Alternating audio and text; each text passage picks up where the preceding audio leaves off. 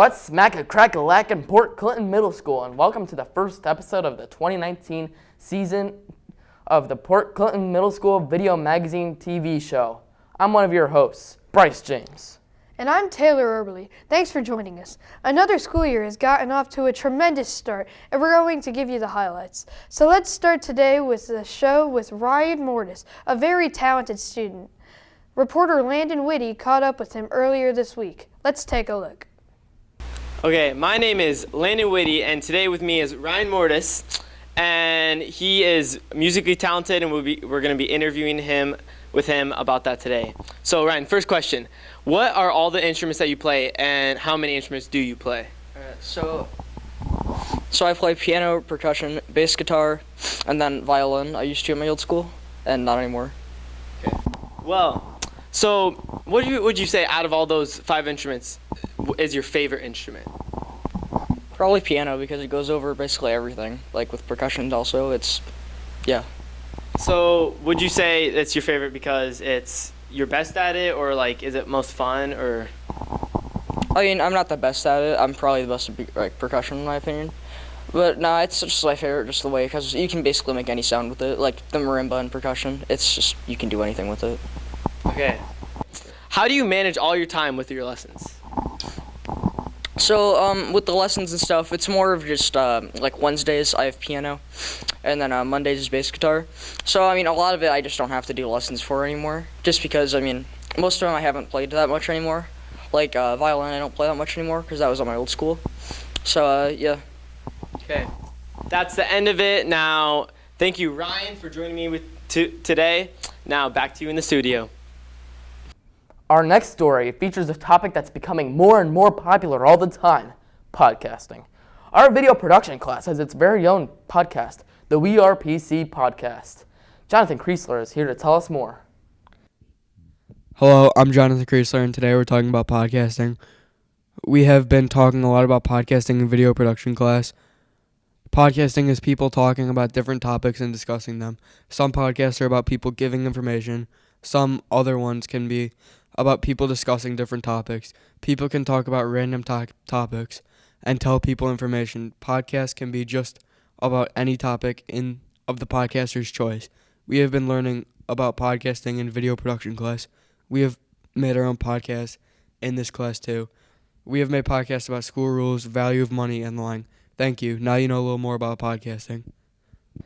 Thanks, Jonathan. If you'd like to listen to the past episodes of the We Are PC podcast, simply look it up on iTunes, Anchor, Spotify, or any other popular podcasting service.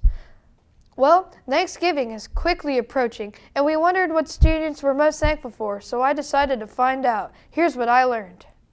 Okay, what are you most thankful for? My mom.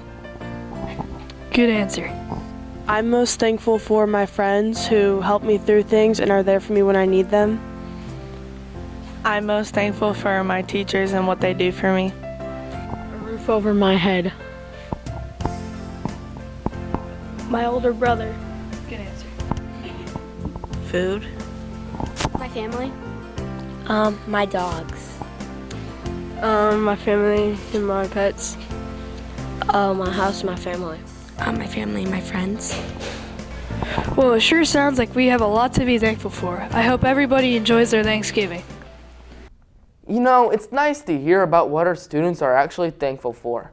Hey, Taylor, what are you thankful for? I'm thankful for Mr. Hammond, because without him, I would not have the personal finance and computer skills that I have today. Yes. I'm thankful for 80s movies. I mean, what would life be like without the 80s movies? Back to the Future, and E.T., Indiana Jones, Star Wars. I mean, you name it. Ferris Bueller's Day Off. I mean, like, these were great times. What would movies be like today without them? I mean, that's just what I'm thankful for. Well, Taylor, while you were talking to kids about what they're thankful for, I was checking out some of the stories our fellow students wrote as part of Ms. Carney's reading unit on the horror genre. Let's take a look. Hi, I'm Bryce James, and in Mrs. Carney's 8th grade reading class, students have been learning about the elements in the horror genre. We 8th graders have been reading some oldies like The Telltale Heart and The Monkey's Paw. Also, one extra credit assignment was to write our own horror stories using all of our horror genre knowledge. Many of the horror stories were about many, many different topics. For example, some stories were called Sausage Monsters, The Blood Moon, The Hotel, Death Town, and The Telltale Poop. This has been an exciting unit to the 8th grade reading class. This is Bryce James signing off. Wow, Bryce, we've got some very talented writers here at PCMS. And speaking of talent, there was no shortage of talent this year on the girls' cross-country team. Records were broken, personal bests were recorded, and it sounds like they had a lot of fun too. Bryce Copeland caught up with a few of the star athletes from this season along with their coach. Let's roll that footage. Hi, I am Bryce Copeland, and joining me today are a couple of the members from the award-winning middle school girls cross-country team.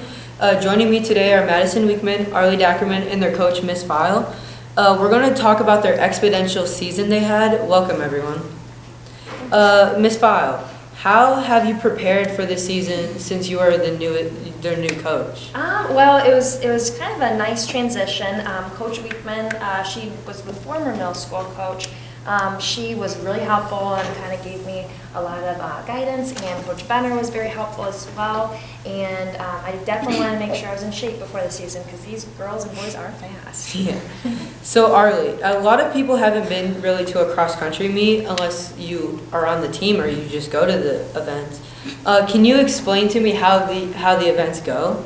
Usually you get there like really early in the morning and usually freezing cold. When you get to the meets, you will put your bibs on, and sometimes there's chips for your shoe. You run the first mile, then you stretch, and if you have time, you will walk the second mile. If not, you have to run back to camp and get your spikes on. And sometimes there's a lead cart, sometimes there's not. You just have to know your course. Okay, so have many people really, I know this is kind of something funny, but have people really gotten lost on a race? Actually, this year we did have a sweet 7th grader did get lost. It was at the biggest meet of the season, but bless his or her heart, they found their way and they finished. So is there like something that helps you keep on course or anything, or is it you just have to like practice running the course ahead of time? Well, that helps. Yeah, both. And then there's always a string of runners. And there's always a spray painted line in the grass, and there's always a gator, and there's always fights. Unless there's a huge hill, there's a gator, and there's usually a rabbit, which is the front gator, and the gator that follows you. Tortoise. The tortoise. Yes. So yep. So there's lots of indicators, but if you're not used to racing, it's a lot to take in. So Madison, I know you've broken a couple of your personal records. Can you tell us some more about that? Well, we don't have a home course for cross country, so we don't really have school records as we would with other sports. But I am number 2 on the top 10 girls cross country runners, and my fastest time is 12:45, I think, something like that. So how did you work to get to that record? It was a lot of training, and I was fast and not run. And my mom screaming at me to run faster and screaming times. So basically you really had to work hard to get to where you are now? Yes. Alright, do you guys plan on doing what do you guys plan on doing for the off season now that it's over and to prepare for next year? We'll have track season, and then we also do kind of challenges over the summer where you can kind of challenge yourself to do 100 miles. Well, it'll be 200 in high school. 200 miles in high school. Yeah, and Bryce, these girls and boys were really awesome. They came into the season in shape. They put in a ton of work, and that's a huge factor when it comes time to competing in the season. Now, as the coach, you gotta make sure everyone's having fun with this. So what's something you do to make sure everyone's still having fun with everything that's going on?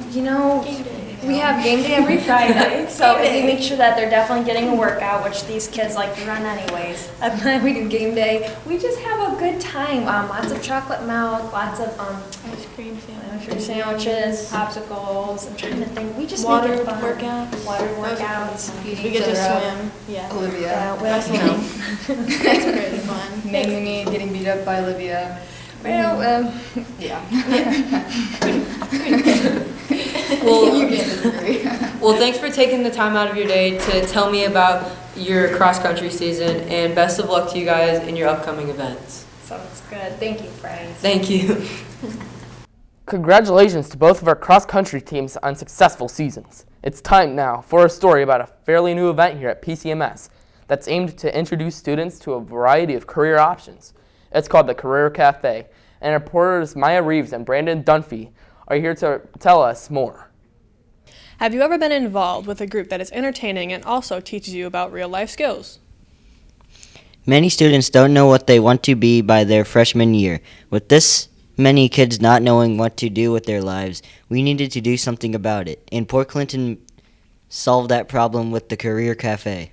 The purpose of the Career Cafe is to introduce students to various careers. Ms. Dom, the PCMS guidance counselor, created it so that students could learn more about specific career pathways from individuals who are currently working in those fields. Past topics included agriculture, manufacturing. We've also had a visit from a pilot, a detective, and a police officer with his dog. Students are welcome to request specific careers that they are interested in. If you are interested in learning more, contact Miss Dom or simply show up at their next meeting. Back to you. Our next story features an interesting way Fleet 6 learned about the events from the terrorist attack on 9/11. It's hard to believe it's been 18 years since that happened. None of us were even around right then. Sarah Roberts has a story. To mark the anniversary of 9/11, Fleet 6 students were asked to interview an adult who had a clear memory of the tragedy that took place on September 11, 2001. Since the students were not even born when this happened, teachers provided them with background knowledge about the event. They read articles, watched videos, looked at photos, listened to eyewitness accounts, and analyzed the timeline from that day. They learned how quickly things unfolded and how quickly people had to act. During the interviews, the students had a lot of questions. As a result of this assignment, students now have a better understanding of how 9/11 affected not only those that were actually there, but everyone in the country. Back to you. Thanks for that story, Sarah. Next up is our teacher feature. On this episode, we're featuring everyone's favorite personal finance teacher, Mr. Hammond. I was lucky enough to sit down with him and learn a little more about his life outside of school. Hi, I'm Bryce James, and this is our teacher feature, and we're on with everyone's favorite personal finance teacher, Mr. Hammond. And we're taking a little break from his personal finance class to hear a little bit more about his life and his role at PCMS. So, hi, Mr. Hammond. And how long have you been here at PCMS, and where were you prior to that? This is 41 years. Don't tell Mrs. Pels, but I had Mrs. Pels in school. That's how old I am. This is 16 or 17 here. And I taught in Tiffin and Sandusky and a couple other places. That's cool. And also, I've heard that many people refer to you as Ham Dog. So, have you ever wondered what a ham dog really is, and would you like to know? Not really. No, I don't know where that started. Oh, actually, I'm not sure where it started, but I Googled it, and it turns out a ham dog is really a mixture of a hamburger and a hot dog. It's a hamburger with a hot dog mashed together with these specially made ham dog buns. Oh. So they're like these little sticks on the end, and there's a big circle, and that's your average ham dog. It's really nice. Oh, okay. And I also heard that you are inducted in the St. Mary's Athletic Hall of Fame, and would you like to tell us about that? Well, first of all, thank you, but I had a lot of good players, and I had a lot of help and coaches with me, so I think it was more of an accomplished by, those group of kids and coaches more than me. That's cool. So, what do you like to do for fun? Just like getting out of school, man. It's like right now, like we're filming this right now, and it's a Friday, and like what do you like to do when you just get out, do your own thing? Sleep. No. Let's see, this weekend probably babysit. I'm old enough, I got my oldest grandson in school. Nice. All right. So, you're a personal finance teacher. What are some real world advice that you would give all your students? Sponge off your parents as long as you can. No, they got to, we started this class maybe 2-3 years ago, and it's stuff that especially you guys your age, have got to start learning. When we were kids, you never learned this till real life. And you were out of college, and but now you're learning things, so you kind of get a jump on things. It's stuff you're going to need to apply, through your everyday life. And you said that you just started teaching this class a few years ago, and that you've been in the school district for quite some time. What did you teach before that? I still have computer classes with the 6th and 7th grade, and the personal finance classes just for our 8th grade. Nice. Well, thank you, Mr. Hammond, and it's been really fun learning about your life and your role here at PCMS. Thanks for having me. Yep, this is Bryce James signing off. Thank you, Mr. Hammond, for everything you've taught us, as well as your entertaining catchphrases. One of the things everybody looks forward to is pep assemblies. Landon Whitty is here to give us the rundown on this year's Fall Pep Assembly. One way to recognize our fall athletes is to hold a pep assembly. This year, the Fall Pep Assembly was held on Thursday, October 3rd, which was during homecoming week. They recognized the football team, the cross-country team, and the volleyball team, while the band played the fight song and the cheerleaders cheered. The crowd was showing tons of love for the teams with their loud cheers while the players' names were called. Special recognition was given to the girls' cross-country team as they were crowned the SBC champs in their division this year. We had some great fall sports seasons, and we are looking forward to seeing how the winter sports do. The annual fundraiser just wrapped up, and several students were rewarded for their efforts. One of the rewards for top sellers was a limo lunch. That sounds nice. Jonathan Kreisler was on site to talk about the lucky winners. Hi, I'm Jonathan Kreisler, and this is James Crow, and today is the limo lunch. 39 people have been the top sellers of the fundraiser today, and we're going to ask them some questions. How much did you sell? 17 items. Who all did you sell them to? Family members, and then my mom took it to work, so that really helped me sell. Where and what are you going to eat? We're going to eat pizza at Pizza Hut. Have you ever been in a limo before? Yeah. What are you most looking forward to? Really just riding in the limo and hanging out with friends. Nice. Well, it looks like the limo's getting ready to leave. Have a great time, guys. That looked like a great time. Have you ever been in a limo? Actually, no, I haven't. You? I have. Really? Mm-hmm. What occasion? Limo lunch, or do you just camp out in a limo? What's the deal? My uncle actually owns one. Nice. I've never been in a limo, but I have in fact seen the great Seinfeld episode, The Limo. That's a good episode. That was a good one. Yep. Earlier on the show, reporter Bryce Copeland talked with some of the girls' cross-country runners. Now, as one of the captains on this year's football team, he talked with a few of the players and one of their coaches, the night of their final game of the season. Let's hear what they had to say. Hi, I am Bryce Copeland, and I'm here with some players from the 8th grade football team.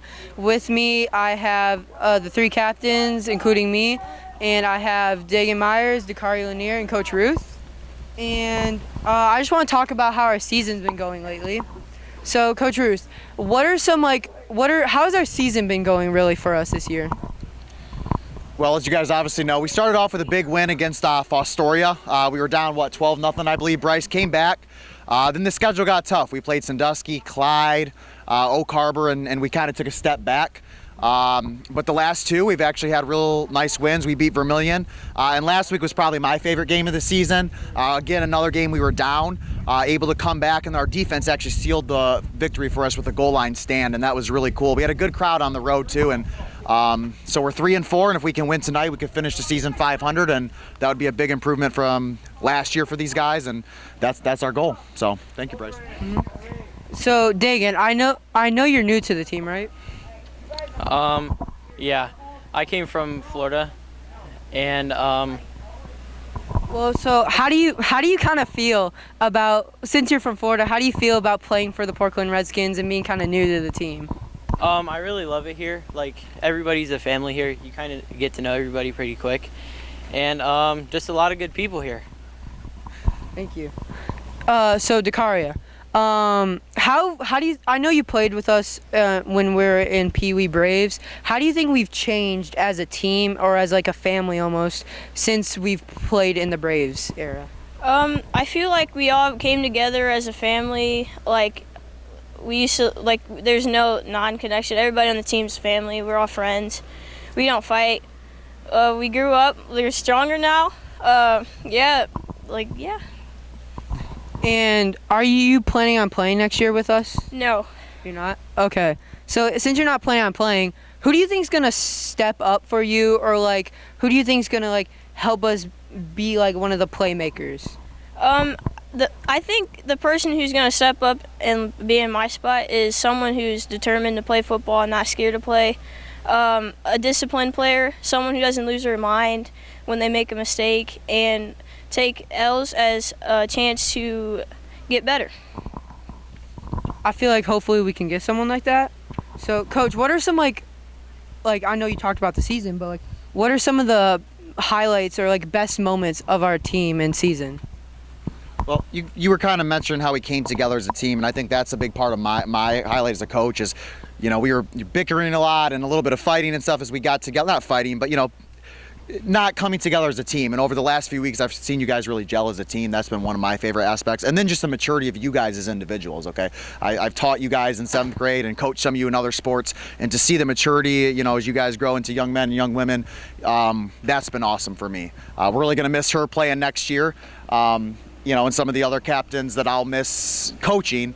But yeah, that's my favorite point. And then that goal line stand last week, I mean, I don't know, there's much cooler than that. 4 downs to be able to stop and the crowd go crazy. So that was pretty cool too. So hopefully we end it with a good win tonight. All right, well, that was my talk with the 8th grade football team. And hopefully we can end the night with a win and we can end our season just winning in general. And, well, it's time for us to go. So thank you. I'm Bryce Copeland. I was talking with the football team. Thank you. One of the things that we all look forward to at the beginning of the year is homecoming week, especially the theme days. I mean, the theme days, those are spot on. Those are good. Here to tell us about this year's themes is Brandon Dunphy. Students at Port Clinton Middle School showed their spirit recently as they participated in the annual Spirit Week theme days. This year, homecoming took place the week of September 30th. The daily themes are meant to promote Spirit Week while allowing students to have some fun. Monday was pajama day, so students simply had to roll out of their bed and right into school. Tuesday was Visco Girl Day, and students did their best to create that look. On Wednesday, students dressed in their Western attire for Wild West Wednesday, while Thursday was Jersey and Hat Day. For this, students sported their best athletic attire. We ended the week with the traditional Redskin Red and White Day in anticipation of that night's homecoming football game. Spirit Week is a lot of fun for the students and even the staff, as many of them dress up as well. Great job, middle school students, for showing your Redskin pride. While Spirit Week really showcases our middle school spirit, the US Club showcases how we can care for each other. This club was started by Mrs. Cook to educate students about different disabilities and provide inclusive environments for all students. Here's Maya reads with more. Some students have been learning what it means firsthand to what it means to be inclusive. US stands for United Students. Miss Cook, the Compass Classroom teacher, started the US Club for the following reasons: to bring students from all walks of life together to learn about different disabilities, explore careers in special education, and to plan special activities and events for inclusive opportunities.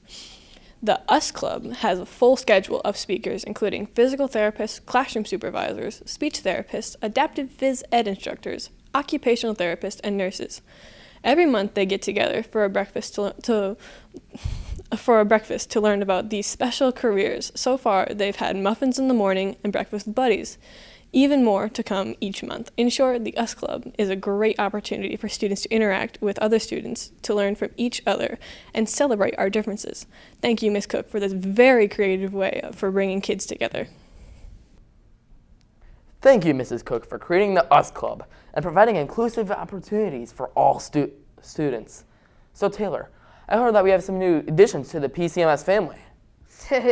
Yes, we sure do. 2 teachers recently welcomed babies, and I got the scoop with some pictures and even a chance to talk with the new parents. It's been an exciting year for a few middle school teachers as they welcome new additions to their families. Fleet 7 math teacher Mrs. Lipstraw and her husband Jake welcomed their second child, Slade William Lipstraw, an 8-pound, 3-ounce, 19-inch long boy. He was born on September 11th and joins his big sister Mila. He loves to eat, and at 6 weeks old, he's already over 12 pounds. And while the Lipstraw family expanded to 4, Fleet 8 math teacher Mr. Minnick and his wife welcomed their first child, James Philip Minnick, at 7 pounds, 10 ounces, 21-inch long baby boy. He was born on September 28th and joins family dogs Mickey and Scout. According to Mr. Minnick, he enjoys watching scary movies and headbanging to heavy metal with Dad. Congratulations to both of our new parents. I called up with the busy parents earlier this week, and here's what they shared about the most rewarding thing about being a parent, as well as the hardest thing about being a parent. What is the most rewarding part about being a parent? I would say the most rewarding part about being the parent is, going home every day and getting to spend time with my family, with my wife and my child. Okay, what is the hardest part about being a parent? The hardest part about being a parent is going home and dealing with my child and my wife every day. No, I'm just joking. The hardest part about being a parent would be probably getting up at all hours in the middle of the night. What is the most rewarding part about being a parent? The most rewarding thing about being a new parent, I think, is being a new mom or a mom again has been the most, I think, rewarding experience you can have in life. And you think you know what love is, and then you have your own children, and it's just a love that you've never experienced before. It's like an unconditional love and somebody that can make you smile and happy no matter what kind of day that you're having. They just make it better. Okay. What is the hardest part about being a parent? Definitely the hardest part about being a parent is just juggling the different roles that you have. So being a working mom, a teacher, a wife, a mom, all of those, and I guess not feeling guilty that you're not giving more to one than the other, and just know that you're doing the best job that you can with all of your jobs. So. Congratulations to both of our new parents. I'm Taylor Oberly, signing off. Congrats to Mrs. Lipstraw, Mr. Minnick, and their families. Our last story features a cool unit. Fleet 7 recently finished based on the book Among the Hidden. Sarah Roberts tells us more. Fleet 7 has discovered a fun way to become immersed in a story. Over the past few weeks, they have been reading the award-winning novel Among the Hidden by Margaret Peterson Haddix. The story follows the life of Luke, one of the Shadow Children. As you can see, students definitely use their creativity for this assignment. They will wrap up this unit with a special visit from the author on November 25th. Special thanks to the Fleet 7 teachers for this engaging lesson. There were some pretty impressive projects. Thanks, Sarah, for that. Well, that concludes another edition of the PCMS Video Magazine. We hope you've enjoyed watching it as much as we've enjoyed putting it together. You can catch the individual stories online anytime at the Port Clinton City School website. Simply click the videos link from the home page and then click Port Clinton Middle School. Thanks for watching. We'll see you on the next show.